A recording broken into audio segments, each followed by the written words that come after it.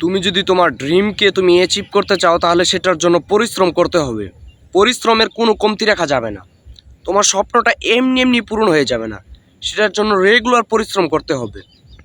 Regular তোমার স্বপ্নকে কিভাবে উন্নত করা যায় প্রতিদিন লেগে থাকো। তোমার স্বপ্ন স্টার্ট করার শুরুতে অনেকজন আছে তোমাকে বলবে, তুই ভাই কেন শুরু করেছিস এই কাজটা, তোর দ্বারা এটা কমপ্লিট করা সম্ভব না। অনেকজন আছে তোমাকে বলতে পারে এবং বলবেও তুমি শুরু করার ক্ষেত্রে।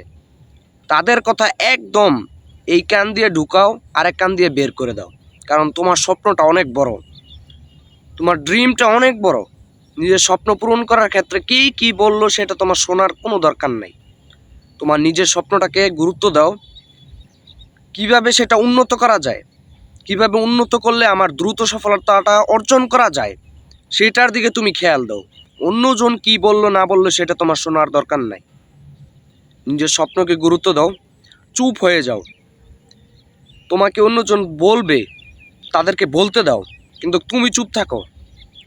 সফলতাটা অর্জন করার ক্ষেত্রে তোমাকে অনেকজন বলবে, তাদের কথায় কোনো কান দিও না। তোমার স্বপ্নটা অনেক বড় ব্রাদার। নিজের স্বপ্নকে তোমার মনে প্রাণে গেঁথে নাও, অনেক বড়। ছোট তোমার ভাবাই যাবে না। তোমার স্বপ্ন তুমি স্বপ্ন দেখেছো মানে সেটা অনেক বড়, সেটা ছোট হোক বা বড় হোক। আস্তে আস্তে তোমার স্বপ্নটা তুমি সামনের দিকে এগোতে পারবে। একদিনে কোনো কিছু সম্ভব না। আস্তে আস্তে তুমি সামনে আগাবে, তোমার সফলতাটা আস্তে আস্তে অর্জন করতে পারবে। সেটা আস্তে আস্তে হবে, একদিনে ভাই গাছে চড়া সম্ভব না। সেটার জন্য অনেক সময়ের দরকার।